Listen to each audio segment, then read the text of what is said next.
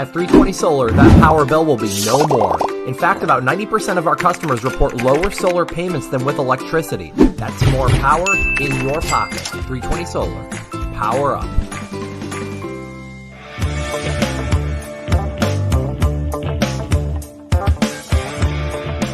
Going solar with 320 may cost you nothing down. But the work we do is not a $0 job.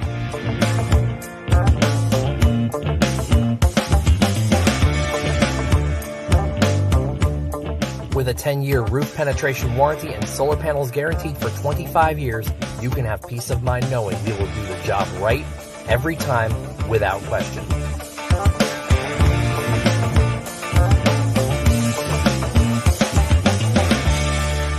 Solar. Power up.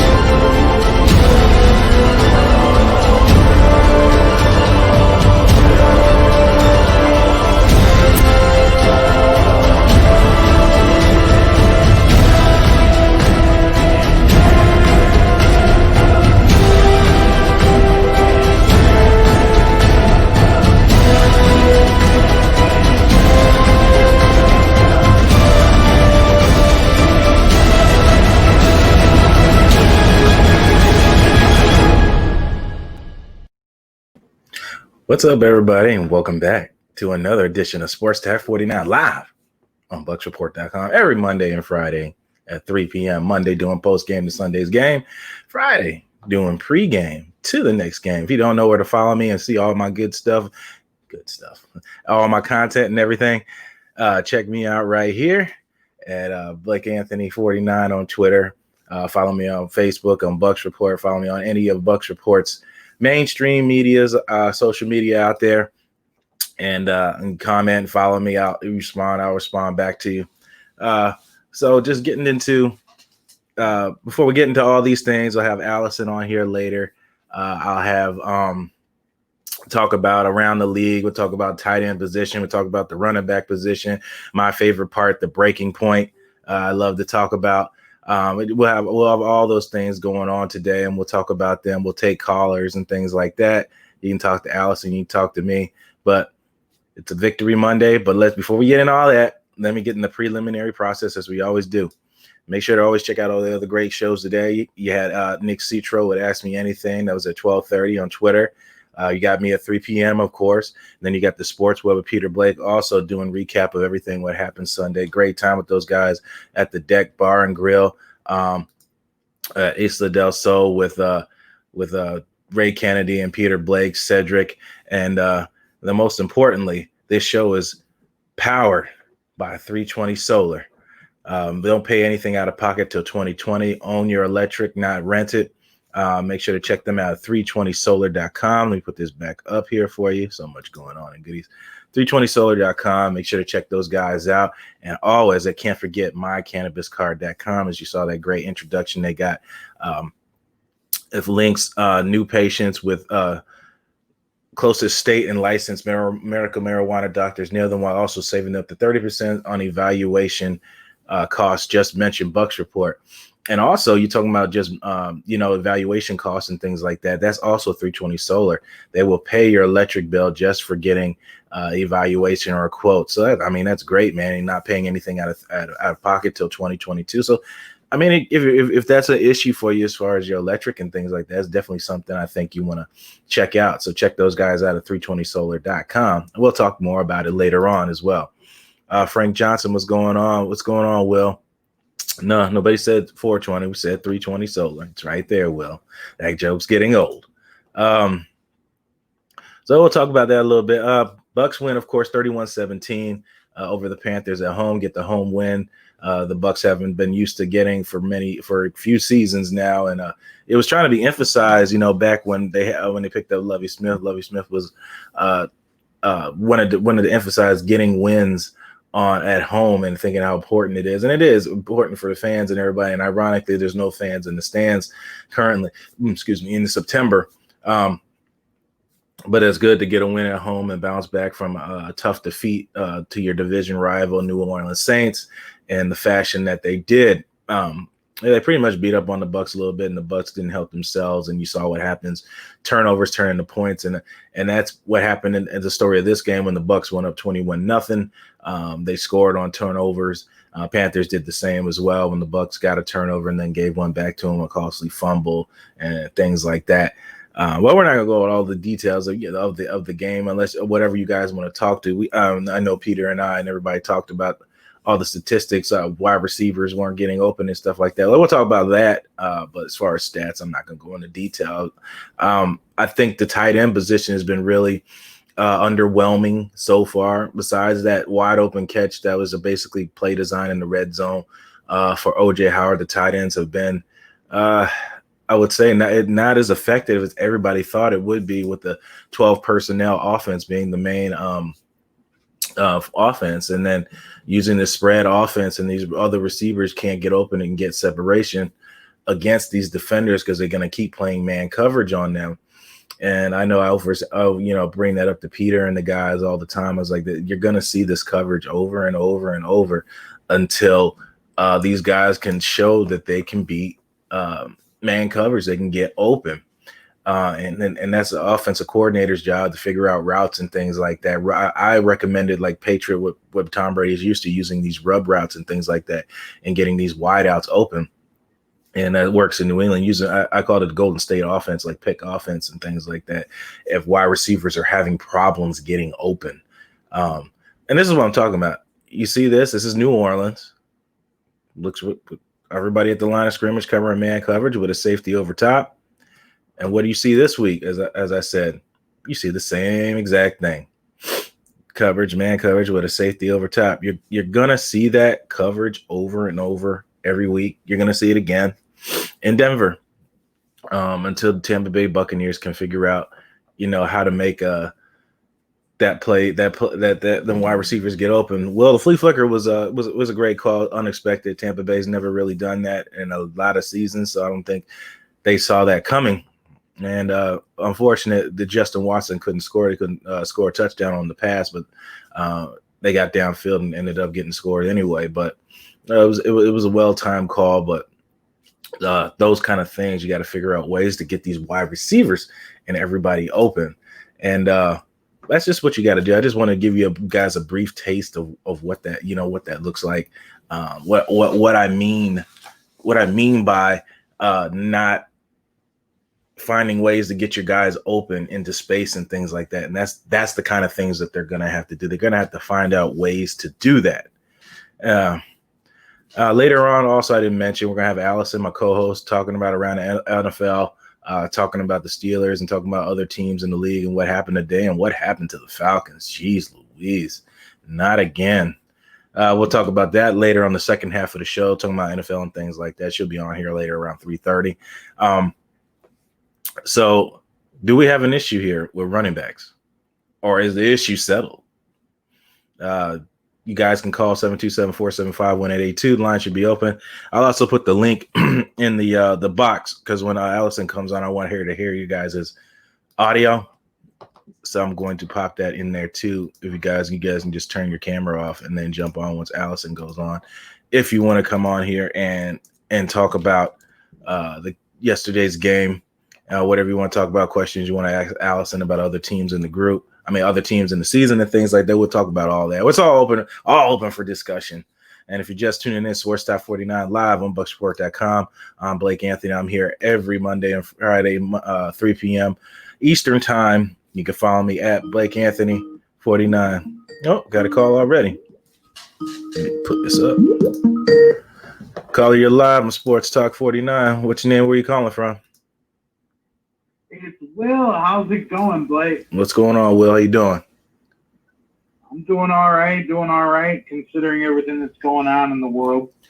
Yeah, I know. That's why we got football back. In my neck of the woods. Especially we got football. Thank God I got football back. Yep, to distract us from some of them nonsense going on. Well, we had the riots going on up here. They made national news, global news. I don't know if you saw it down there. Yeah, there's riots still going on. It's been kind of pushed to the riots that happened in Kenosha, Wisconsin. That's my hometown. Right. Literally, they were burning stuff blocks away from my house. I was like, man, we had our car packed up in case we had to leave. Because, nope. Like, I can't defend myself. I'm in a wheelchair. Right. What am I gonna do? Please, sir, don't come after me. No, we don't want none of that happening. No. But man, that flea flicker play fooled me even. Yeah, they sold it pretty well, and that's pretty much what you got to do on that. And as I was saying earlier, that's something that the Tampa Bay's never really ran in years, as far as I can remember. That's something that they haven't ran, so I definitely caught them by surprise. So it was a good call. It was definitely thinking outside the box. Great play, and I know my buddy, who I'm converting to be a Bucs fan, because he's losing all faith in his team. I'm like, dude, come to the dark side. We got cookies. Right. He gets excited about my team because he's like, man, you guys got all the potential in the world. And I'm like, exactly. All you guys got is a quarterback that's on the verge of doing something, but you got no weapons around. He's a Jets fan, born and raised in Jersey. Right. So I'm like, dude, I feel you, dude. You've never had anything over there, but come to the dark side. We got cookies. And he's just uber excited about the team this year. And I'm like, dude, The only thing you already know the big thing I wasn't excited about. I honestly see great potential in Winston. A lot of people don't, but that's fine. Not everyone's going to agree on everything. There's people that like rap music. There's people that like metal. Mm-hmm. Not everyone's going to agree, and that's fine because if everyone agreed on everything, the world would be really boring. Absolutely. But honestly, the one thing that I really just was like, I don't see the point in us getting this guy was Shady McCoy. I did not see the point in signing Shady McCoy. And everyone was like, oh, yeah, he's a veteran leader. Well, don't you have that with Gronk right now? And don't you have that with Ndamukong Suh on the defense? And you signed Tom Brady, and he's supposed to be your veteran guy that's supposed to get everybody in shape as a leader. So why did you get Shady McCoy in here? I just didn't understand it. I thought it was a waste of cap space. I thought it could be spent elsewhere. And then Fournette just fell on our lap. And I was like, dude, this is the best thing we did as far as signing a free agent this year. That wasn't like somebody that we were trying to bring back on our team, like a Sue or a JPP or a Shaq Barrett. Like that was, in my opinion. Do you honestly believe that was our best? Do you honestly believe that you don't see the difference between Leonard Fournette and Shady McCoy? Oh no, there's a huge difference between Fournette, and that's why I said I thought it was the best free agent signing we did. Well, because Fournette. You were going to say something. Yeah, I was going to say what I mean is the skill set that they have. Yes, Fournette can make. He showed today he has great hands. He has better hands than what I thought he had. I didn't think he had bad hands. I just didn't realize he had that. He has decent hands. And he's great. Right? He's fluid and comfortable and running after catch. Like in that end zone pass that Shady McCoy dropped. So sadly, that I've got right here. Sadly, that Shady McCoy wants to drop. I don't think Leonard Fournette runs that kind of route that to beat the DB or beat the linebacker, whoever was on him to get in that position to make that great catch. Not saying, like I said, just what I said earlier, Leonard Fournette can catch the ball, but Shady is more of a wideout when he's out there in space. Leonard Fournette doesn't have that skill set, and that's fine. And Shady doesn't have the skill set Leonard Fournette has. That's the difference between the two and why you bring those two in here.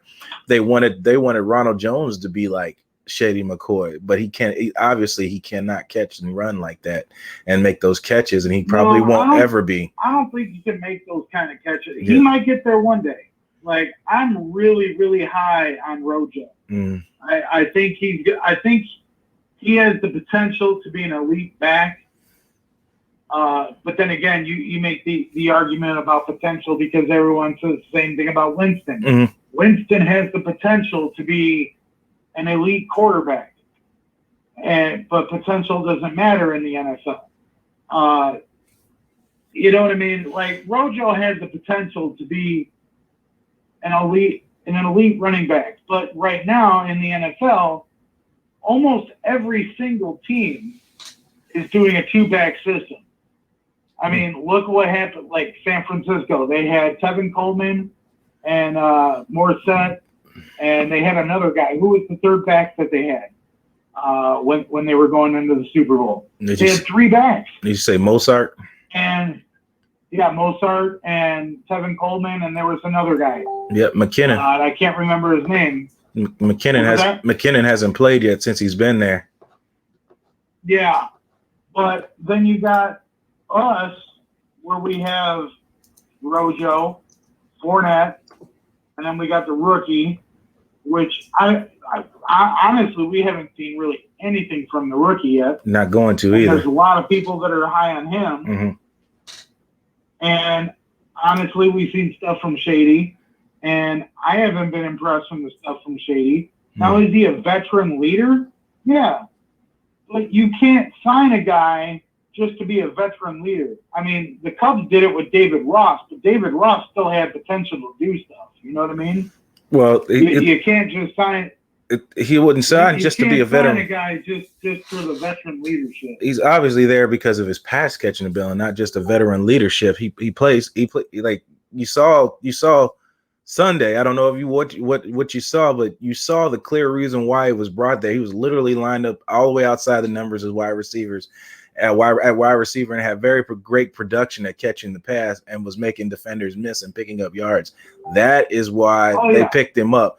Ronald Jones cannot do that. That is exactly why they brought Shady McCoy here.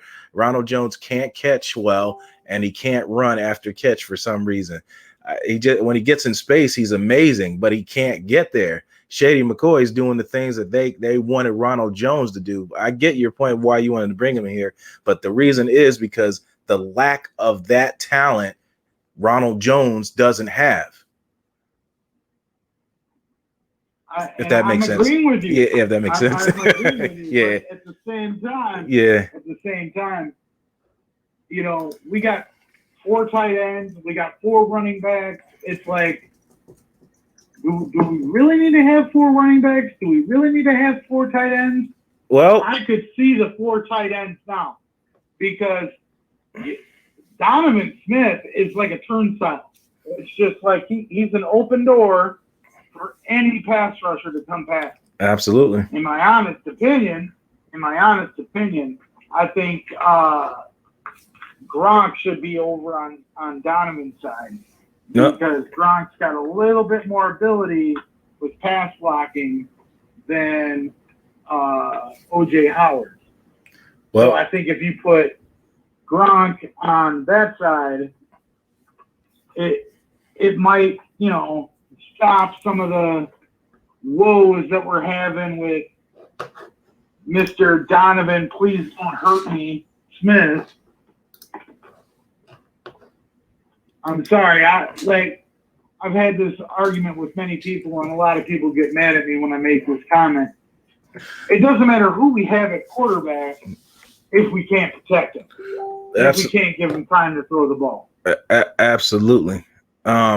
Will, let me give you want to call back when Allison gets here at the second half of the show. I just want to get through the other stuff while our time is ticking here. Yeah, definitely, man. Yep, no problem. Will, appreciate you calling. All right, man. Take care, buddy. You too. Just tuning in. This is Sports Talk Live on BucsReport.com. Will, man, always giving his insight. We know he loves Winston. I think we all know that, and we know he loves Winston and would like him back. Misa Dorm laugh. Dude needs to breathe so you can respond. Yeah, I don't know, Misa Dor, why they're not going to trade him yet, but I think it's too early. And I love that jersey, by the way. I saw you post that on social media a couple days ago. I don't know. It's just the offense is not fully extended. Like, I'm not sure if they're really comfortable running certain things and stuff like that yet. But I don't think, and you got to have value to shop somebody. You can't shop where there's no tape on them, especially O.J. Howard underperforming again with catching and dropping passes, and Cameron Brate just not getting on the field. That's the only part I could really come up with right now, Misador. There's no value. So essentially, you'll give them up, and why would they trade for him when they can just get him for free if you cut him? It's crazy. Also, I didn't want to forget is Victory Monday, and I only reason I can't play the audio on this because I don't want to get banged for copyright infringement. But Sean Murphy Bunting, goofy self, posted this on his social media page. You want to check it out? It's a funny video about all the DBs. Check it out real quick.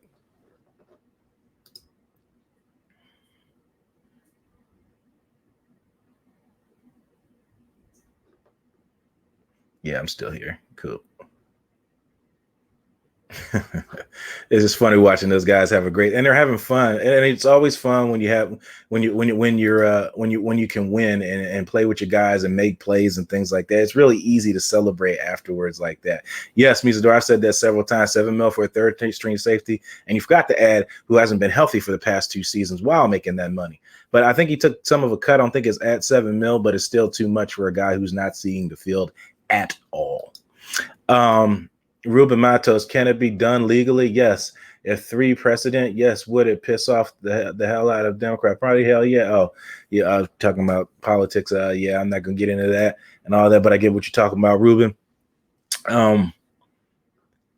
So moving on. We're talking about running back. Speaking of it, let's get into Arian's conversation about running backs when he was asked after Sunday. I know he talked to Dave. I like to get them when they're fresh on their brains and their emotions are still real right there. So let's hear on Arians and his comments on the running back position yesterday. Next question will be from Ed and Cena.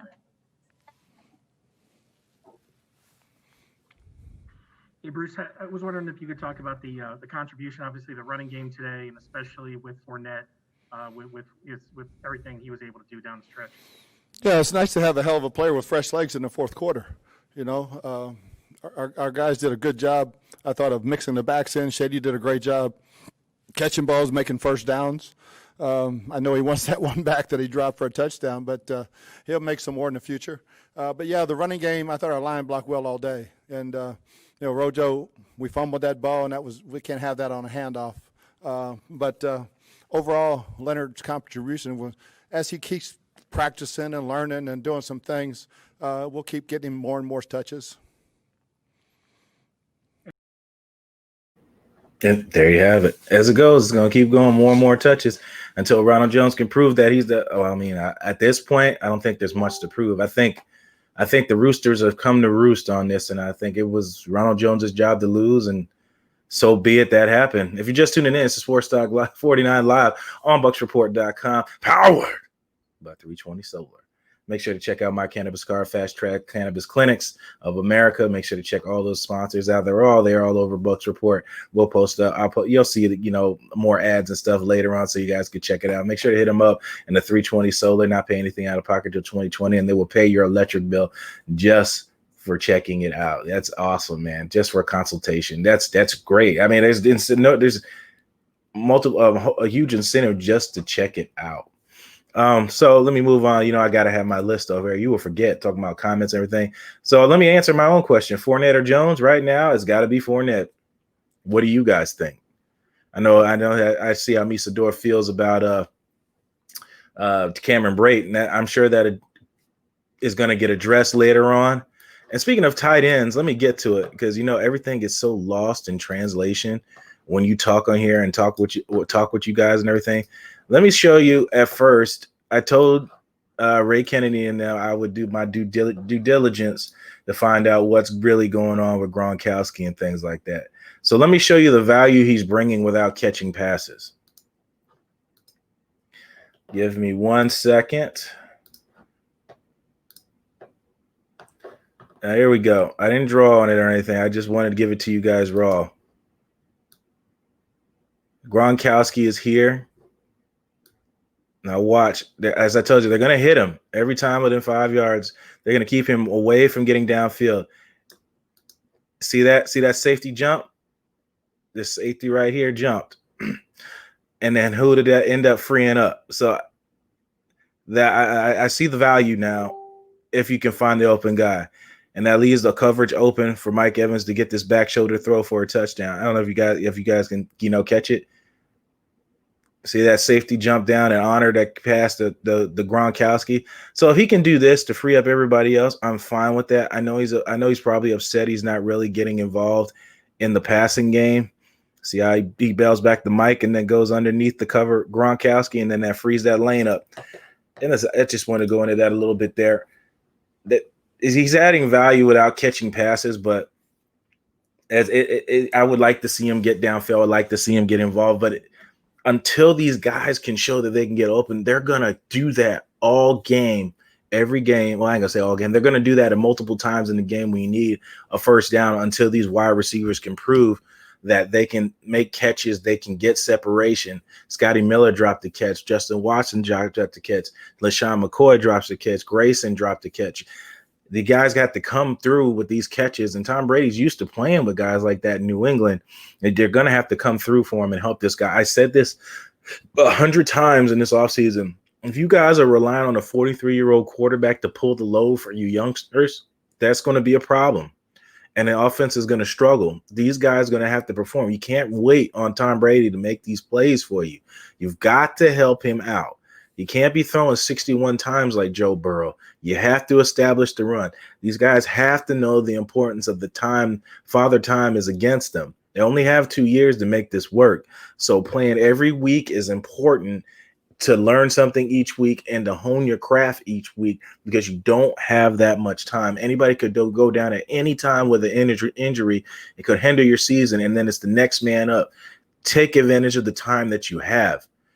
It's a great to celebrate, but it's back to work Monday. You didn't win the Super Bowl yesterday. You beat the Panthers, a new team, and you need to move on to next week to Denver. And we'll talk about that Friday, because I'm already watching tape on that to see what they need to do against Denver with their new quarterback. And they're giving me extra work because I got to look on Will Greer's film now, or Jeff Driscoll, whoever's out there now. I got to check it out. See, I got to do my homework. Jeff Driscoll out there playing quarterback. Well, Greer's in Carolina, excuse me. Jeff Driscoll playing quarterback. So I got to figure that out now, what to do with that offense and how to stop it. So do I need to get to something? Oh, Brett Favre was at the game. Didn't know if you guys knew that. And I said drop passes too.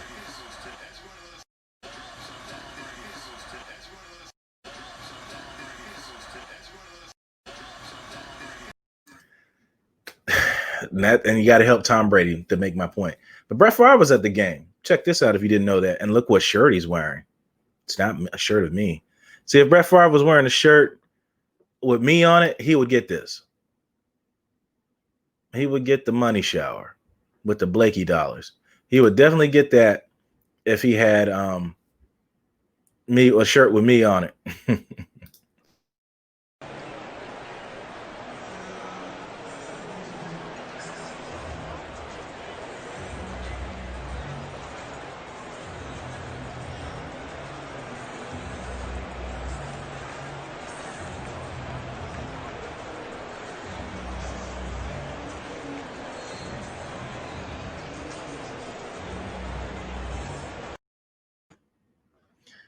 Oh yeah, Misador. I knew Brett Favre is the GOAT. Well, one of them.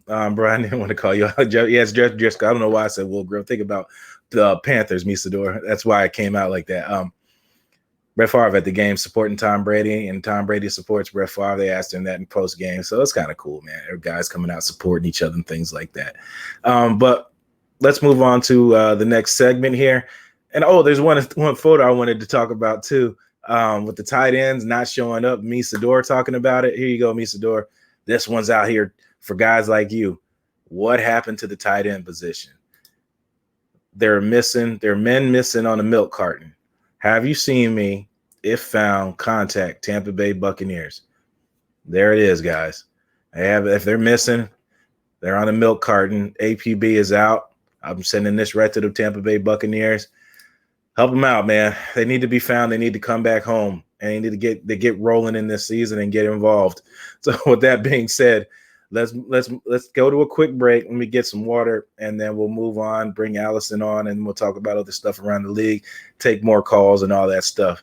But make sure to check this sponsor commercial out by the Deck Bar and Grill on Isla del Sol, mycannabiscard.com, and of course 320 Solar, which is powered here. Sports Talk 49 is powered on solar power. So check this out, and we'll be back.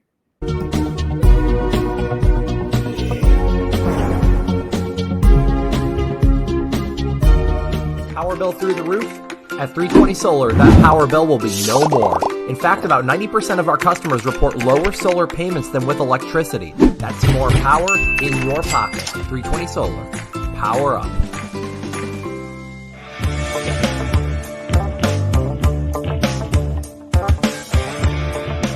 Going solar with 320 may cost you nothing down. But the work we do is not a $0 job.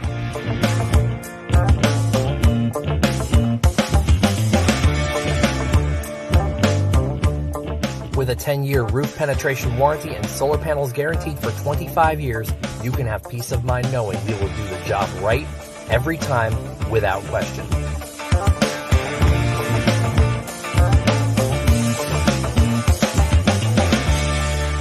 Solar. Power up.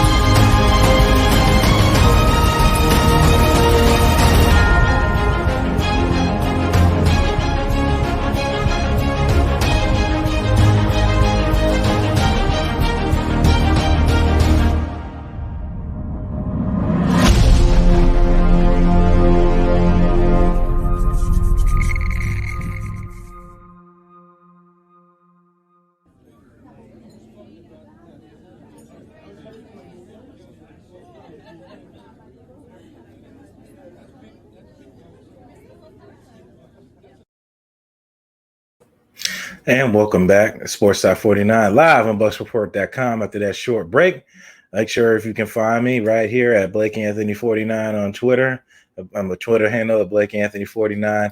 You can find me anywhere on Bucs Report's Twitter, Facebook, social media outlets at any time, every Monday and Friday at 3:30. Monday doing post game to Sunday's game, Friday doing pregame to the next game. And those are always fun, just sitting around here talking football, talking sports, talking to fans. Had Will Mann on here, had Lisa Dore in the comment section, everybody talking about Sunday's game and performance and expectations. Talked a little bit about Gronkowski's and his effect in the passing game and the way the defenses are going to continue to play him. We put the milk carton up for the tight end position. As Gronkowski had earlier in the camp, he had a group was called Ted's Tight End Domination. It's been exact opposite that of right now until they can figure out ways to get open and help Tom Brady move the offense more efficiently and fluidly. You got to see Tom Brady get more comfortable throwing to the backs underneath and the backs performing by catching and getting extra yardage. You saw LaShawn McCoy get a pass in the end zone that was dropped. Cyril Grayson dropped a touchdown pass. Scotty Miller dropped a touchdown pass. This Carolina game could have been a lot worse than 31-17 had those opportunities not been squandered away. You had defense come up with multiple interceptions. Jordan Whitehead starting off the day, and then Carlton Davis finishing up the day, and then finishing with my favorite part of the breaking point, which I didn't get into, is the breaking point. The breaking point. Yeah, look at Tom Brady. Looking upset there. And the breaking point, I think everybody's going to be in agreement with what the breaking point is. The breaking point is and he slips through, breaks free. Leonard Fournette. What a gut punch from Tampa Bay. A body blow from Leonard Fournette.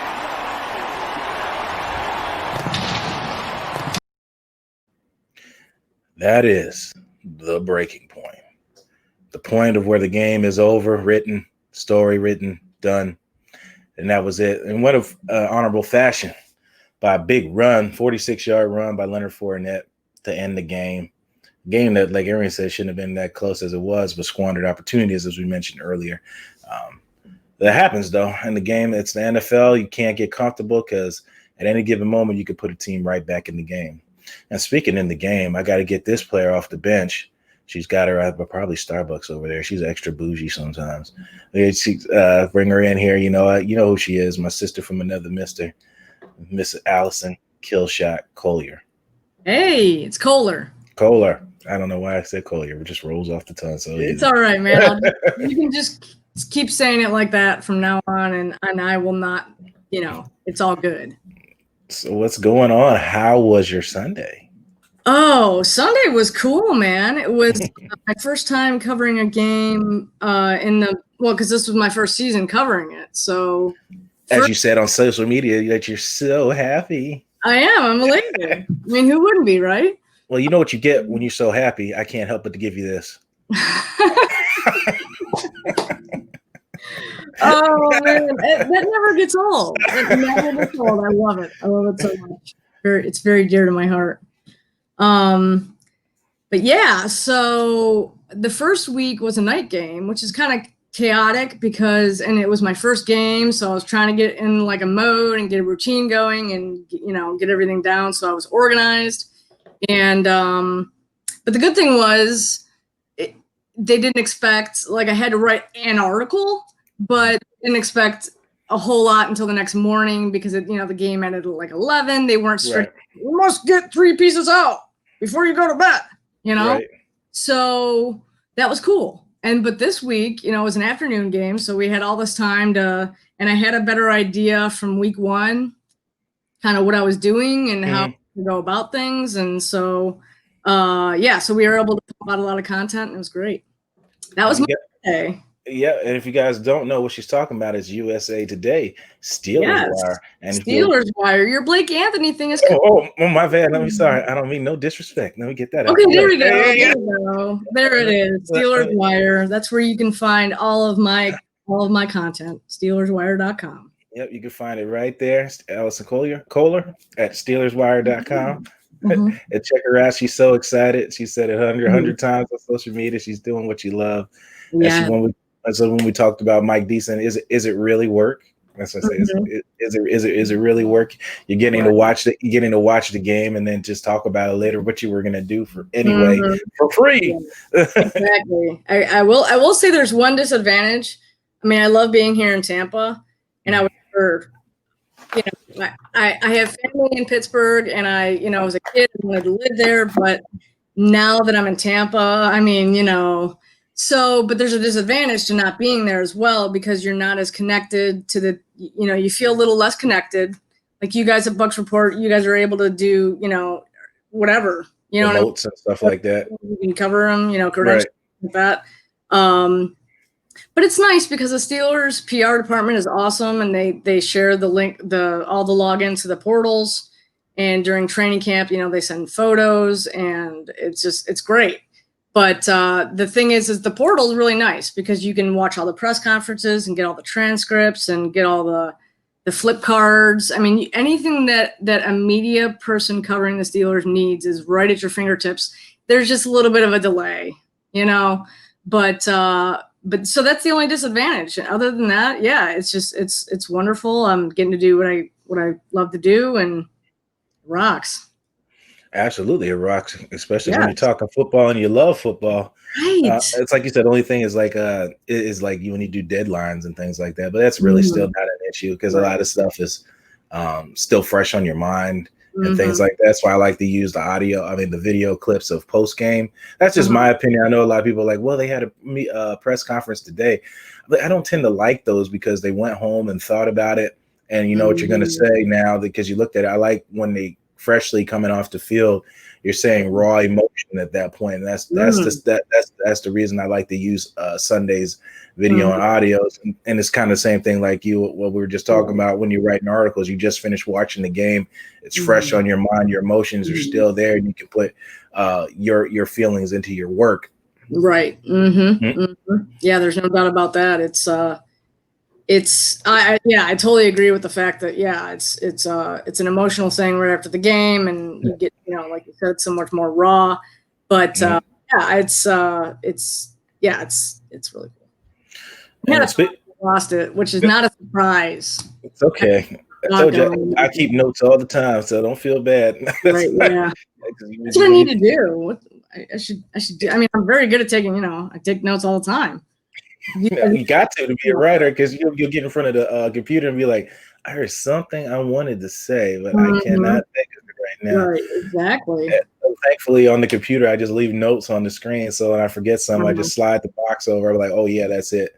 And speaking of one thing I was going to say, part of what I was going to say is that, you and I have different mediums, and it's so I feel like I have a little bit less, I don't know. I don't want to say less effort, but it's behind a computer. Nobody sees. I can edit it all. I mean, you have the option to edit, but everything of yours is visual. Right. There's a lot more effort that goes into, putting a show together versus me being able to. And that's another thing I was going to say. I knew it would all come back. USA Today is really great because they're not super deadline driven. Like Steelers Wire gets good traffic, so we don't have to worry about, ramping things up. Pretty much anything we put out there, Steelers Nation is very hungry for content, and we're really lucky. So pretty much everything we put out there, it just gets traffic and it gets hits, which is great. But Steelers Wire, obviously you want to get a couple pieces out right after the game, but other than that, there's always the next day. You don't have to start ramping up for the next opponent until, say, Tuesday if it's a Sunday game, or a day later if it's a Monday game. So yeah, it's really great, and it gives me time to kind of like get all my shit together. You know what I mean? Take copious notes, and I have a daily planner. I mean, the organization that I thought I didn't have before I started with Steelers Wire, and especially the regular season, has been like, whoa, it's super hectic because you go from, you know what it's like, you go from off season to training camp, and there's that big lull there, and you kind of get used to, a slower pace maybe. And then the regular season comes in and you're just like, you know what I mean? Like you're just on fire and it's like nonstop, but it's, I really wouldn't have it any other way. And I'm sure you're the same, right? Oh, absolutely. That's why me and you get along so well. We're a lot alike. And you're absolutely right. It's like when you're supposed to, you're going to go out and run a mile and a half, and you just going to go out and you haven't exercised or prepare yourself before that, and you're trying to run that mile and a half and you're gassed. That's what it's kind of like. You're going from not doing anything in the off season, and then you're trying to go full bore sprint. But once like it's week 3 now, you and I both, you're starting to catch that. You're catching up to speed now, so what your routine is now, so you know what you need to do to get ready. Now, there's going to be curveballs in there from going to a Monday night game, and then you got to get ready for the next Sunday, or having a Thursday night game and then Sunday. Like those curveballs are in there because you got a little shorter deadline between the 2 games. But otherwise than that, you're right. It's like you just got to catch up to speed, and you'll get there because it's going into week 3 now. So already week 3. Almost first quarter of the season's done, so it's just getting all that done from the off season, and now real live bullets and all that stuff like that. So it is exciting, and I wouldn't even call it exhausting. It's just exciting, just to get content. Yeah, just a rush of adrenaline you get, or watching the game. I mean, it was great because another difference between a night game to an afternoon game is Phil and I have we have a daughter. You know what I mean? Well, he has a daughter, and you can say it's yours too. What's that? Well, yeah, sure. I guess so. I mean, we're life partners and whatnot, but yeah. So you're right. But he goes to bed at like 9:00, and she's got super. She can probably hear me right now. She's got the super intense hearing. You know what I mean? Like I always say she's like she hears like a dog hears. Has dog hearing or whatever. Anyway, so I have to be a little bit more, on the subdue side. I take a pillow if I'm going to curse and just scream into it or punch my beanbag chair. Right. But Sunday, if it's an afternoon game, it's like, oh, hoot and holler. I'm surprised I'm not hoarse right now. It's so much. And I couldn't sit down. Like I would try, but I couldn't. And it's so it's there's this rush of adrenaline that comes from watching the game and taking all these notes, and then done. I mean, I'm really lucky at Steelers Wire because Kurt Popejoy, props to Kurt, man. He's the man. He's been there since day one of Steelers Wire, pumping out content, piece after piece after piece, and he's got it down. So 5 years is Steelers Wire has been around. So he's got the whole thing down, right? Which someday I hope to live up to his, his production level. I'm sure you will. But he bumps it out, and I'm free because he's so versed in it.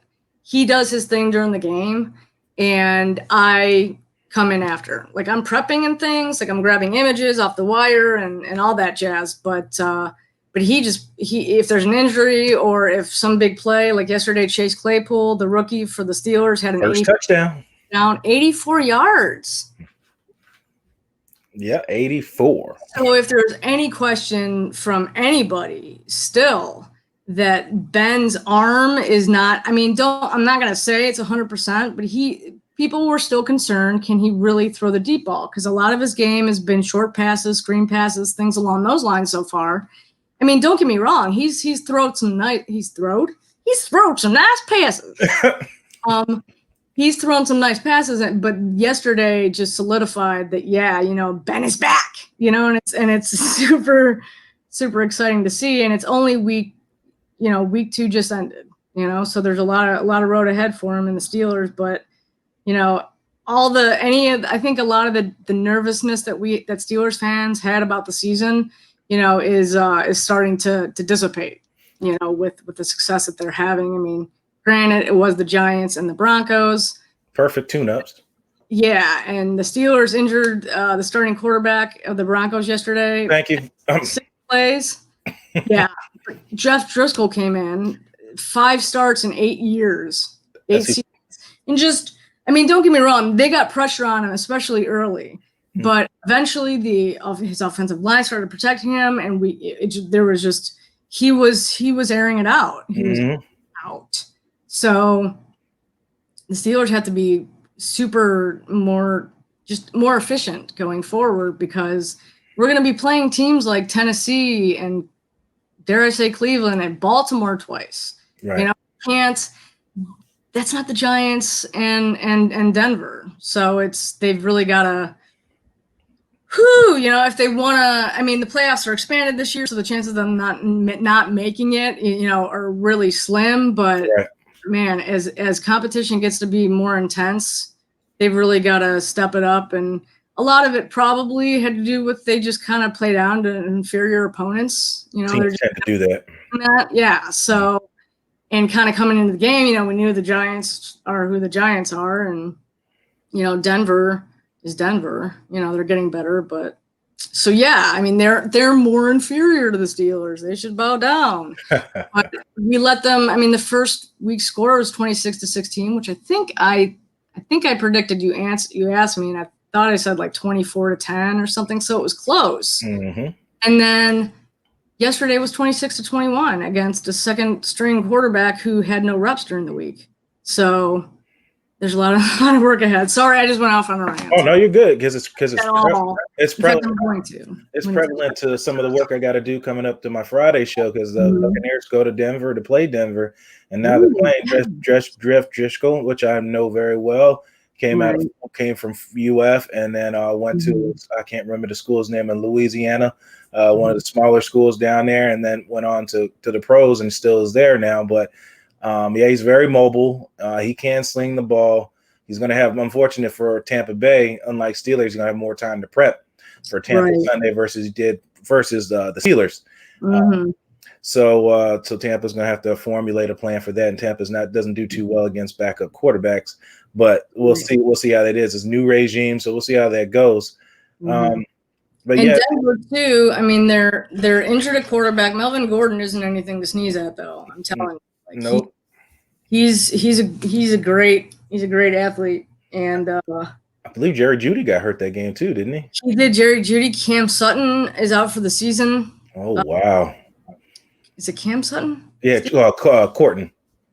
Cortland, thank you. Cam Sutton was a Steeler. That's why I was like, wait, that sounds awfully familiar. Yeah, so they have a lot of injuries. They're dealing with a lot of injuries, and obviously I think it's a rotator cuff for Locke, so he's gonna be out for a while. Yeah, so Denver, at Denver, you guys the Bucs have to travel. It's something like, I think I put it together for the Steelers and Denver coming to Pittsburgh, but I think it was like 4,000 some kind of miles. So even though there's no fans, I think there's still a lot to be said for the team that has to travel. Always, that's COVID protocols and shit on top of the normal rigmarole. Yep. That's always still relevant with the traveling and things like that. And since we're talking around the NFL and things like that, what do you think about this? Let me post this right here. Okay. I said, from Eugene Thomas at Buck What You Heard. Dan Quinn, do you remember your LinkedIn password?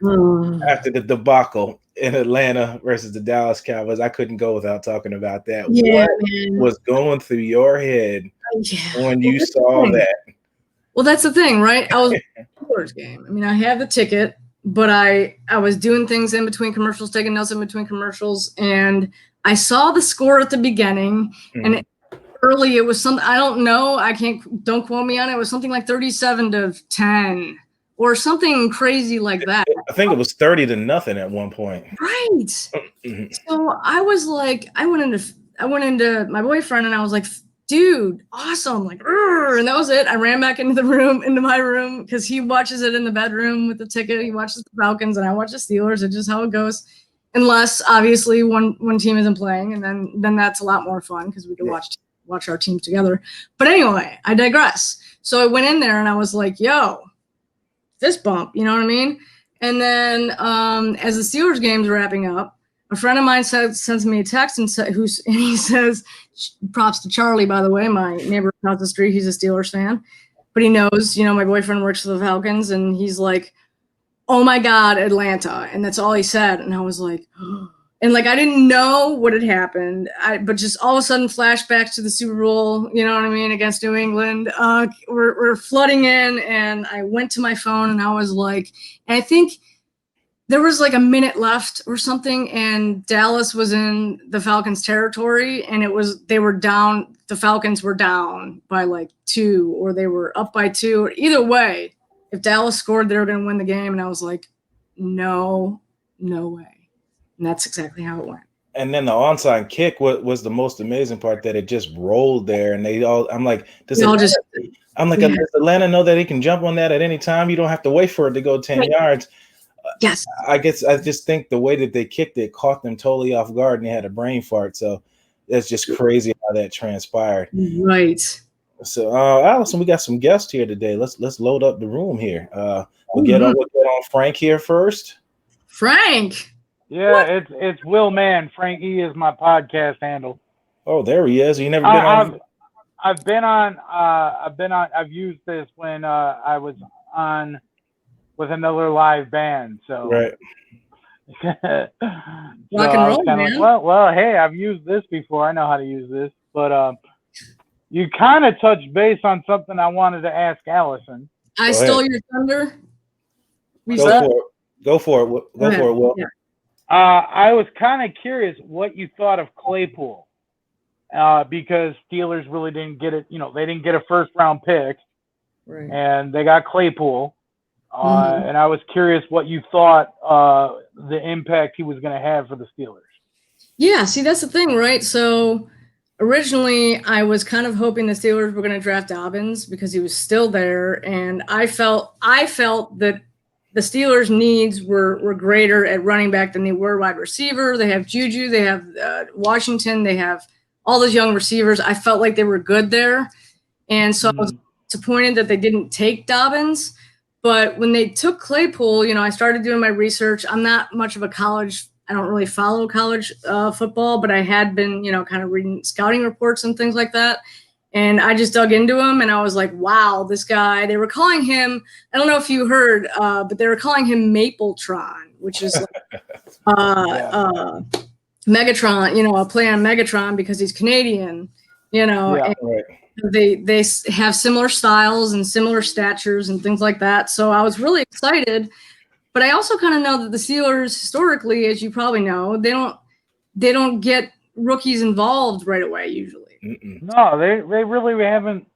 I don't think they've had like standout rookies really that often. Right. Yeah, exactly. Other than Devin Bush last year, which Devin Bush was right. He was insane. As expected. Devin Bush. Yeah, he's the man. But yeah, so I was excited to see what he was going to do, and so far it's just been. I think he's had like 4 receptions for, you know, over 100 yards. So he's contributing.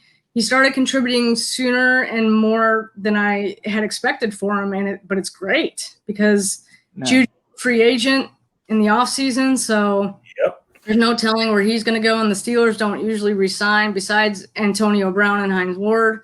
They're not overpaying for re-signing wide receivers. Nope.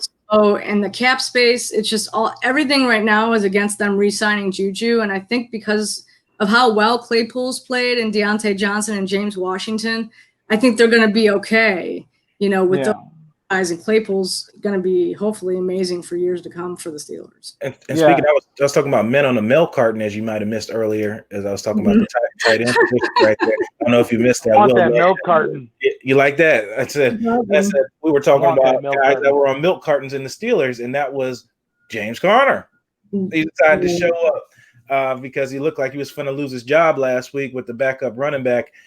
Former running back out of Kentucky started balling out there, a guy which was a Steelers back in my opinion. But yeah, you were going to say something, Will? Yeah, I was going to say the other question I had that I wanted to ask Allison was what's it like from the transition of doing everything for the Vipers to now doing the Steelers? Yeah, well, it's actually it's quite a bit different. Being in Tampa, covering the Vipers, I'm here, I'm 20 minutes from Plant City. So I had to go out, to as many practices as I could and, stay after games at, at Bucs Stadium and press conferences. It was a totally different kind of vibe because I live here and I was able to cover them in person. That's really the main difference. I mean, a lot of people are saying that the XFL was so much faster, and it was compared to the NFL. So I would imagine that some writers maybe who made the transition from the XFL to the NFL maybe find it a little bit slower, but I'm just used to, I've been watching football for 40 years, so I'm just used to the pace of, so really I would just say the difference, because I'm not in Pittsburgh. I don't have to go to Heinz Field or go to any of the games and things like that. I just have to watch them, from the luxury of my own home. So there's definitely the advantages and disadvantages, but it's really been great covering the NFL and as it was XFL for sure. I mean, we all love football and we're glad it's back. Oh yeah. I mean, yeah. I mean, I'm like, dude, it's some bit of normalcy in the chaos that we're in. Right. Exactly. Yeah. And so everybody, the majority of people, there were those Debbie Downers saying, no, I don't want to watch, if football shouldn't play, they're going to fail, blah, blah, blah, blah, blah. But it's, there's something exciting about, the season and just having football. And like you said, just having something to look forward to, every week during these times for sure. Absolutely. Well, thanks for coming on, Frankie, and asking questions. And again, thank you, Allison, for all the stuff that you did for my dad. Unfortunately, he didn't make it, which I'm pretty sure he saw. So So I appreciate it. Thank you again for everything with all that. You keep up all your good work, man. Thank you. I will. I love what you guys do, man. All right, Frankie. See you later, man. buddy. Take care, buddy. Thanks for coming on. So that was fun. Had questions ready for you and everything. Right? Yeah. And so I told you it was guest today. We got somebody else. So let's bring them in on next. So Cannabis Card Fast Track Cannabis Clinics of America, one of our sponsors, is here today. What's going on, sir? Hey, what's going on, guys? Can you hear me good? Yep, loud and clear. You can. Gotcha. Yeah, just man, what a great win that was yesterday, huh? Absolutely, it needed get the storm clouds out from over top of them, and get back to just talking regular football. Because for a minute there, Tampa Bay media got a little bit ridiculous, in my opinion, with the beef between Arians and Tom Brady after 1 week. All of that, I just think that was a little far-fetched and a stretch for content. But like I said, that's my opinion. And yeah. Well, if it bleeds, it leads. You know what I mean? Like all the drama that can possibly come out of an NFL season, that's what people want to hear about. Oh, yeah, drama all day. Yeah. Yep. What else you got, Fast Track? You there? All right, well, we'll still keep going. But you're right. As far as media, that's what sells is drama and anything with drama and things like that. And Tampa's been full of it. Coaching blunders and a whole bunch of other things like that. Bad free agency pickups. They even had Mercer here at one time with freaking Greg Schiano. So there's been a lot of drama stuff going on. But back to Steelers camp, I think you hit that right on the head. The wide receivers are now showing out. Juju Smith-Schuster looks like he's back in full swing. With Big Ben being back, which me and you kind of talked about at the beginning of the year, I said Juju will have his chance to redeem himself when he has his quarterback back, because the behind that wasn't really good and it still is not good. So that these receivers are shining. James Conner is now playing well again. So we'll see how long it lasts. Right. Yeah. I mean, you really can't. And for Juju, you can't underestimate the bond that he had with Big Ben. Nope. And obviously, that played a big role. I mean, we talked about injuries and things like that, but obviously, not having him not around played a big part in why Juju had a down season last year. Yeah. I broke up on you guys there. Sorry, I lost connection. It's all good.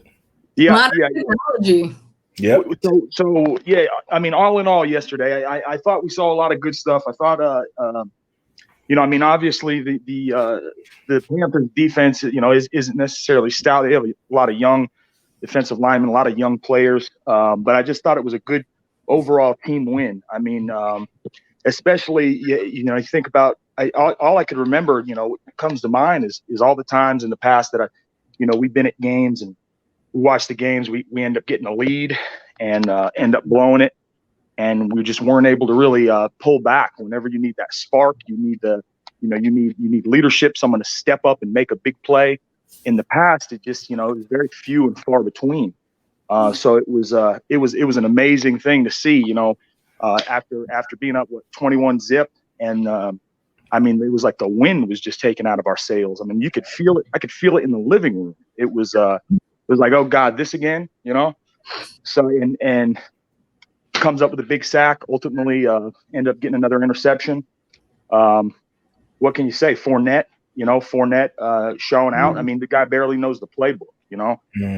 Barely knows the playbook. I had a few things I was touching on. A lot of people said something about you heard a lot of bad stuff about Brady's arm. What do you think about that throw that Shady should have had in the back of that? What do you think about that? Did you see that one, Allison? I don't know if you saw that one. No. Dropped pretty much Shady originally ran a pass on the sideline.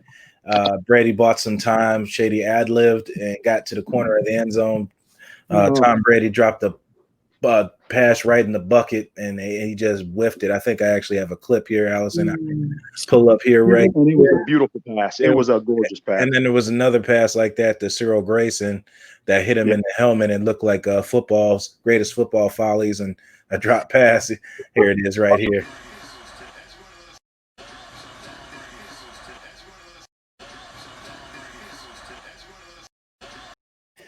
That's just Hey, but we ended up pulling out, man. How about Jordan Whitehead? I mean, you think that's the best game he's ever had?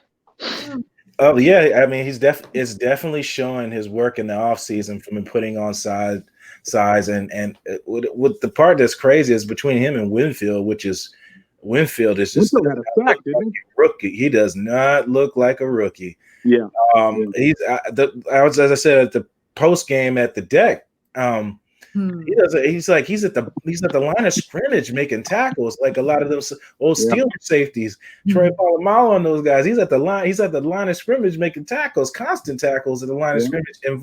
Had a strip sack. Diving over the line, doing all types of stuff. I'm like, this guy's really a rookie. Yeah.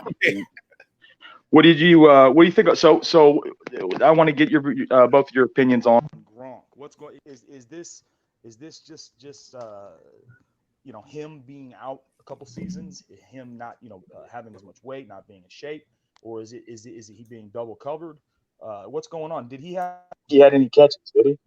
I know he was blocking all over the place, but he didn't have any catches that I can't remember. If he did, it wasn't nothing substantial. They had the one pass I know they missed on a crossing route from one hash to the other. It was Gronk put up his head too late and he didn't see the pass. But I showed earlier in the show too what Gronk is doing as far as coverage. As I know Ray asked that yesterday at the live remote. What's his effect doing in the game, and he's drawing. He was blocking. I know I saw a lot of good blocks. Well, that and then the touchdown, the back shoulder throw to Mike Evans was actually created. The space was created by Gronk running into the flats over there. The linebacker, as I said, they put their hands on Gronk as soon as he releases from the line. Hands go straight on him, and the safety was going to drop down and cover the underneath under Mike, and ended up coming down to Gronk and it freed up that passing lane so he could make that throw to Brady. You guys may have already touched on it. What did you guys think about that crazy onside kick? Oh yeah, I mean, Allison, we're just talking about that with the Atlanta Falcons game. Makes sense if you think about it. Actually, I was when there was two. It happened in another game as well. I've only seen two of them done like that, and one was not recovered, one was recovered. But if you think about it, if you kick it the way they kick that, and it flies almost like a ninja star. You can control the trajectory a little bit more. Think about when you kick it end over end normally. Everything is contingent upon it getting a right bounce and maybe getting it up in the air or bouncing off of somebody. But if you notice those Falcons players, they were just staring at the ball because they're not used to seeing that trajectory, be so smooth. They thought it was going to bounce. Mm-hmm. I thought it was pretty funny. I'd be very interested to see if that continues, if that's the new trend. Well, I didn't know that it was even allowed. I don't think anybody really knew that it was allowed to just put the ball down and kick it like that. Did you? It's on the tee that you can kick it. Mm-hmm. Kick is on the tee. It doesn't necessarily say that it has to be standing upright. It has to be on the tee. Yeah. So, it's the same as if you've seen kicks get whiffed when the ball falls over and then they kick it. So I can't imagine if somebody wanted to line it up a way that they wanted to and kick it, it would be not allowed. But it's definitely thinking outside the box. Yeah. Kind of reminds it, taking risks like that kind of reminds me of Sean Payton kicking outside, kicking the Super Bowl at halftime. Yeah. Outside thinking was very and say risk it, get the biscuit. I mean, no risk it, no biscuit. Yeah. So it pays off sometimes, and it paid off for the Dallas Cowboys, and that'll probably be a game that will be talked about for the next 20 years. Oh yeah, that was something else. That was funny, because that had just happened in another game. If you go look at yesterday's high, I forget which game it was, but it happened in another game, and we were like, I was watching. Like, we're still talking about the Super Bowl. Their Super Bowl loss, and now the Falcons, they had another game. Yeah, again. Yeah, they can't get away from. They can't get away from it. Blowing leads, and then speaking of the Falcons, almost another team, but Kyle Shanahan was part of that. Did that in the Super Bowl that just happened last year. So Falcons' tendencies tend to trend on elsewhere. Right. Mm-hmm. How did the Steelers do? Did the Steelers get the win yesterday? They did. It was a narrow, uncomfortable victory, but and that's what the Steelers do. They're kind of similar in that they'll get leads and they'll start playing soft and they'll get comfortable, and they let the team either come back and beat them, or the score gets so tight that you're like I said, you're sitting the whole time, you're biting your nails. It's just it's unfathomable sometimes. But what was that final? The final score? 26-21. 26-21. Yeah, to a backup quarterback. Yeah. Wow. Who did they play? They played the Denver Broncos. So Drew Lock got knocked out after like 6 plays with a shoulder injury. So Jeff Driscoll, as I'm sure you know, Cannabis Card Man, I'm sure you know Jeff Driscoll, right? Oh, yeah, of course. He's got his jersey on his wall. Right, I'm sure, yeah. I'm a big Gator fan. What? I'm sorry, what's that? No, Driscoll, yeah, I was a Gator fan. So so you actually do. Okay, I was being so he's had 8 starts in 5 years. So, I mean, a lot of people, including the Steelers, didn't know him. I think he may have played for the Bengals briefly, but I don't know how many starts he had against the Steelers. But, yeah, so, didn't he have did he test positive for PEDs when he was at Florida? Is that something like that?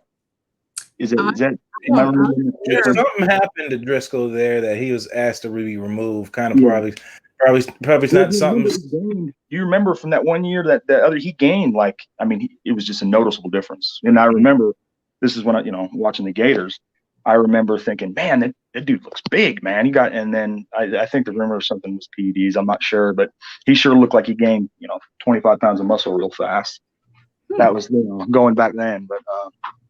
It was yesterday was exciting. I think all in all, as far as the Bucs go, we really a lot of potential there. Still a lot of honing in. We face the Broncos, so I mean that should be a win. I think Locke got hurt. Either of you know his status yet, or have they released it yet? As far as like multiple weeks, so you're not gonna be facing him. He's got a rotator cuff or something. So. You guys are gonna be facing your boy Driscoll. Yeah. And nothing. He played well. I mean, once he got comfortable, and the Steelers, he had a decent game against against one of the top defenses in the league. So, I wouldn't obviously, as Blake said earlier, you have more time to prepare for him or the Bucs have more time to prepare for him than the Steelers did. But hopefully that'll play in the Bucs' advantage. But he's he played well. That's all. I was surprised. Guys, I don't take much of your time. Hey, you guys are doing great. Go ahead and plug real quick. Anybody looking to get their medical marijuana card? Any questions? A lot of people really don't know how to go about it. There's still a lot of stigma around it. So, medical marijuana in Florida has only been legal a little over about 2 years now. A firm believer in it. Personal success story. I believe in plants over pills. There's over 50 qualifying conditions. If you have any questions, if you're looking to qualify in less than about 5 minutes from the comfort of your home.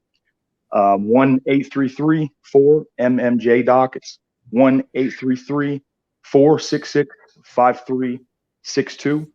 And you visit mycannabiscard.com. If you have any questions, give us a shout anytime, day or night, and we'll get you taken care of. Get you your cannabis card usually within about 2 weeks' time, and you qualify from the comfort of your home virtually through your laptop, phone, or tablet. Plans over pills. Keep doing your thing, Blake. Appreciate it. Allison. Yep, appreciate it. Thanks for calling. Thanks for calling. And that is Fast Track Cannabis Clinics of America, nation's largest medical marijuana doctor within 2,500 state licensed doctors in all 32 states. Medical marijuana is legal. My Cannabis Card effectively links new patients with closest state licensed medical marijuana doctors near them, while also saving up to 30% on evaluation costs. Just ask for Bucs Report. That was a tongueful, wasn't it, Allison? That was. It was. But you did it so well. I mean, it just rolled, man. It's like you do it every week or something. It's possible, you try to practice or something. You say it in your sleep from time to time. Right. Yeah, exactly. So what else you got for us, Allison? You always got some goodies. I know you got something good you're holding over there. I think we were going to talk about the surprises and the not surprises of the standings, so far. Oh, the who's hot and who's not. Right. Yeah. Or who we're surprised, is maybe, what their record is, or who we're not surprised, for instance, I can roll with the AFC North. Not surprised. I don't think anybody is surprised that the Ravens are 2-0 right now. They look good. Lamar Jackson's doing his Lamar Jackson thing, and Dobbins and their run game and their defense. I mean, they just they beat Houston, I think, last night, and Houston, they got a lot of pressure on Deshaun Watson. So, but the Steelers play the Texans next week. So that's a game I'm kind of go back, and watch just to kind of get an idea of what's, who the Steelers are up against. We're not surprised the Steelers are 2-0. Browns are 1-1. I mean, that's pretty much what we thought. The Bengals are 0-2. And yeah, again, it's a situation where, Joe Burrow's a rookie. There was a limited offseason. As amazing as Joe Burrow is as a quarterback, there's usually, that NCAA to NFL transition, where there's a little bit of, a leap, to make. So not really surprised that they're 0-2, although they're not playing horribly. I mean, their defense isn't all that great, but they're not playing horribly. There's just, I get, it's like intangibles that you have to overcome as a rookie. And I think playing the Browns, is a better opponent to play in the division, and a familiar team that's kind of in the same situation as them. But it was a shootout, which I didn't really expect. I think it was 30-35. Browns needed that win as well after getting their butts whooped by the Ravens the week before. Right. Yeah. Baker was coming out all cocky, like his normal cocky self, and. But he, every time he made a play, he was all cocky some more.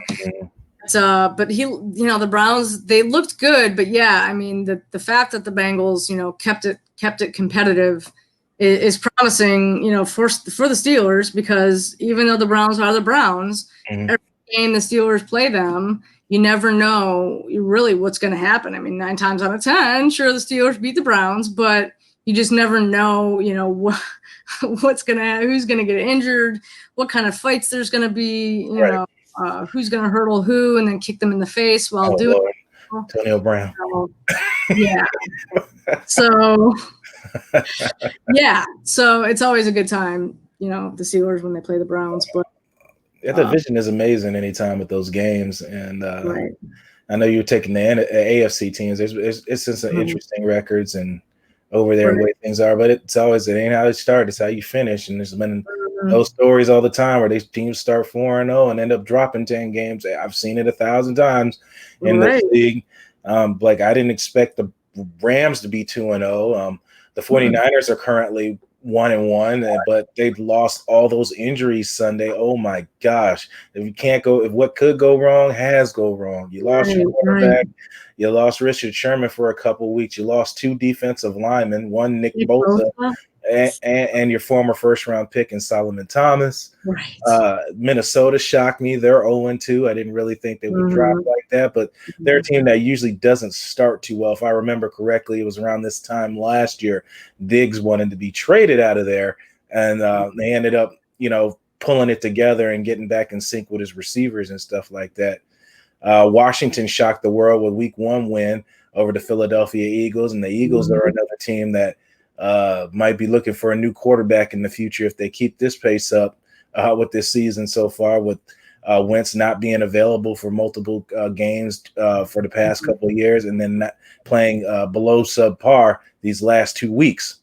Yeah, they got to see. I think at some point, if they continue this trend, they definitely have to see what they have in that rookie name who's failing me right now.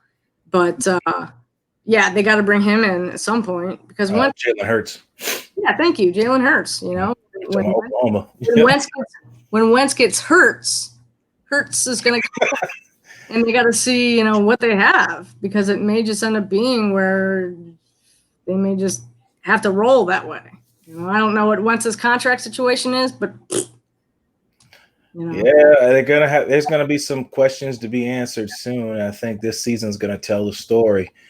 Depending on how their season and Wentz might come in the later half of the season. If this trend continues, unless Carson Wentz can find some way to move this offense in the way it needs to be, like before he got his money, it seems like since he got paid, his play has definitely diminished from when his rookie season first came around, his first couple of years in the league. So. Yeah, that happens too a lot. I mean, I didn't figure we were going to be talking about this, so I don't really know exactly who, but yeah, there's a lot of players we've seen who get paid and then their production just drops. It's like, okay, I've got the money.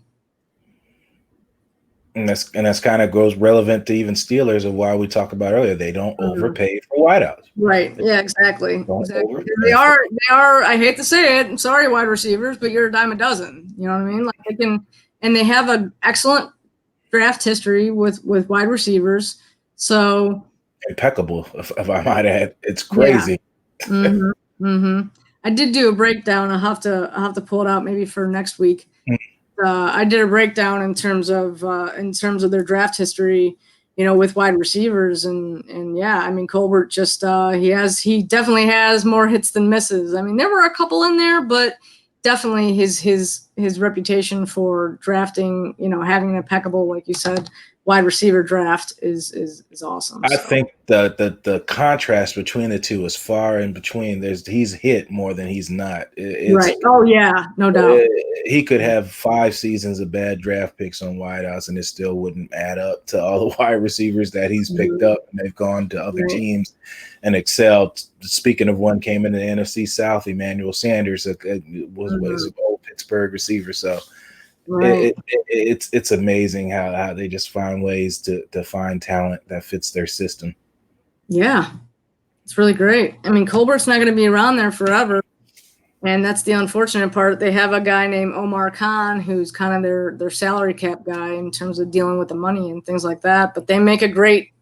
I think Khan has been interviewed several times for a general manager position. Thankfully, I don't know if he just was never offered. I think he might have been offered one GM position, but he ended up staying with Pittsburgh, and they're really lucky. But eventually Colbert's going to retire. He's on a year-to-year contract, and because I think he's preparing for not being with the Steelers anymore. But he did say, I'm not going to leave him in a lurch. I'm not gonna leave the season that Ben decides to retire, or I'm not gonna not have Pittsburgh ready for when that day comes. He's making me a little nervous. I'm sure he is with Steelers Nation, not knowing who their franchise quarterback or even one who can come in when Ben retires. I mean, maybe it's Mason Rudolph, maybe it's not, but he's only going to be short term. Fix if Ben were to say, "Yeah, I'm going to retire next year." He'd only be a short-term fix, but they're going to have to start looking. I'm sure they already are, for their future, general manager. It's probably going to be somebody in-house. The Rooneys are well known for promoting from within, so that's a good sign because you want to have a GM, be promoted or come in who already knows the Steelers way and who's familiar with the organization from top to bottom. And I think that whenever Colbert does step down, I think they'll hopefully be in good shape because he's got quite a draft history in general, not just with wide receivers, but they draft well with the exception of a few of them, where you just look at their list and it's like, but yeah, I just kind of went off on a rant there. It's all good. I do that time to time. You're like, what were we talking about again? Right. Exactly. I have no idea how that originally came up. So yeah. Sometimes I make fun of myself and say I should have a segment in the show called "What were we talking about?" where we just go on rants. Yeah, we could pick up a graphic. Have the money fall. This could be great. I'm sensing something really good here today. Yeah, you like that idea, huh? Sure, why not? Right. I said did you want to do your letter thing today, or you want to? Oh, actually, no. I sent you a message that. So this is what happened, right? So I send like a message, and I'm like, I'm so ready for this big letter, which it's a teaser because it's not happening this week. Because what happened was I sent him a text. I'm like, I'm gonna be ready. I was gonna sit down and do it, and then the dryer guy shows up to fix the dryer. Oh, yes. Yep. And I had to take him around the house because Phil's doing a Zoom meeting, and Zoom meetings with colleges versus he loves you, Blake. I love you, but the priorities there. So I understand. This guy shows up. Oh, what happened? So we got Allison. At least she's making a good face while she froze. And while I'm trying to write this big surprise for next week, and I had an outline ready, but I have not written the big surprise. So next week it's going to drop. So, I mean, you guys, if you're intrigued at all by what I'm saying, you have to be here next week. Not that you wouldn't be anyway, but I just mean it's a must. And tell your friends and everything. It's going to be. It's going to be a nice letter, and I'll have a nice graphic for it. Since I know it's for sure it's coming. There's an advantage to my not being ready. Yeah, it'll be a nice graphic for that money one. fall the whole time if you want to. Money fall. You love that one. A couple times. You love the money shower. I do. It's so much fun, and it's amazing. Things in life. Yeah, things in life, the small things. Let's get out of here, and we'll move on. And I will see everybody Friday, and Allison will be back here next Monday. Why don't you tell everybody about what you got going on and where to find your content? Yeah, I've got a lot of things going on, Steelers related, mainly. So if you want to find my content and you're a Steelers fan, just go to SteelersWire.com. You can find my name all over there. If you're on social media, on Facebook, you can follow me at writer, Allison Koehler. And then on Twitter, I'm at SteelersWireAK because Allison Koehler Steelers Wire wouldn't fit it all in there at once. And for that, you get the money shower with the Blakey dollars. You got to come up with some Allison bucks. There you go, Blakey dollars, Allison bucks. Oh, you like that, don't you? You're always thinking, Blake. I'm telling you, that would be amazing. Call it Allison bucks. Appreciate having you on as always, Allison. Look forward to seeing you 7 days from today. Looking forward to it. Counting it down already. Yeah. with that letter. We'll wait. We can't Yes, wait. letter. Then it's just a letter. It's going to be very exciting. Yep. All right, Allison. Have a good All day. right. Check you later, man. Bye, guys. Always fun. Allison Koehler. Koehler. I always say Koehler. It's like rolls off the tongue so much easier, but she doesn't pronounce it. I've been here for an hour and a half. Cool. Spending time. Guests, everybody. Great. Of course, you got later tonight. You got Peter Blake in the Sports Web finishing up the night, tucking you in, giving you something to think about while you sleep. I was with the three OGs Sunday at the remote. Great time with Ray Kemp, Tampa Bay Ray Kennedy, a cup of Ray. He's got a great new intro. Awesome. It fits him perfect. Like whoever came up with that idea, probably his wife. Whoever came up with that idea was great and awesome. Peter Blake, going to do his thing, coming out here, have his guests, going to talk about sports, get hyped and talk about things like that. He'll probably recap little things that I say because I know he's been in the comment section stuff here, and I've been getting the quarterbacks messed up between Jeff Driscoll and Will Greer for some odd reason. Like I said, I got to go. After this, I'm going to just do my research on the Broncos and figure out what's going on. I saw this comment here. It says Scotty dropped an easy one too. Yeah, there's a lot of drops. There was just a lot of drops in this game. But I appreciate everybody coming on. I appreciate all the comments. I appreciate you guys taking your time out of the day schedule. I know a lot of people work during the day, but I wanted to make something available so everybody can get on here and talk about that stuff. But let me plug in the sponsors, of course, for who pays us. This show was powered by 320 Solar. I'll check out them. Nothing out of pocket till 2022.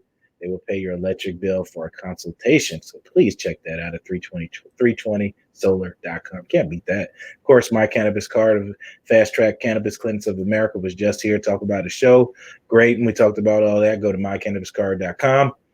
And last but definitely not least, the Deck Bar and Grill Isla del Sol with Cedric Robinson and the gang out there. Those guys are awesome. And feels like home there, man. I ain't from St. Pete, not from Florida, but it's a great environment out there, and I feel it's just a great, safe environment, COVID safe, and that's the most important stuff. So we'll end this as we always do. Oh, let me say that too. Make sure to add me on your social media. I post a lot of video content and stuff there to try to keep you guys entertained with what's going on with the team as far as, plays and things like that. I try to give content that others don't and try to give you a different perspective of stuff. And that's basically a lot of the things I try to do. But we'll end this as we always do. You're the master of everything. What you do with your life, what you do with it is entirely up to you.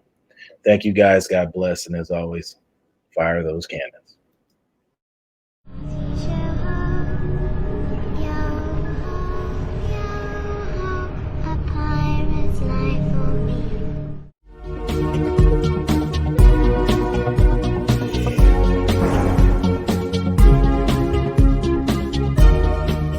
Power bill through the roof?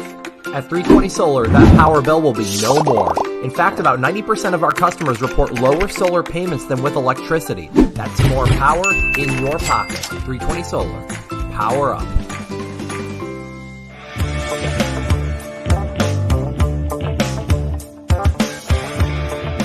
Going solar with 320 may cost you nothing down. But the work we do is not a $0 job.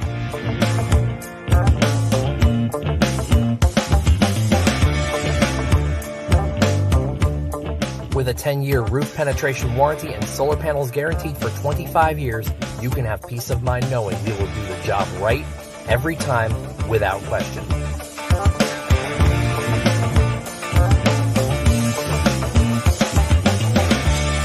.320 Solar. Power up.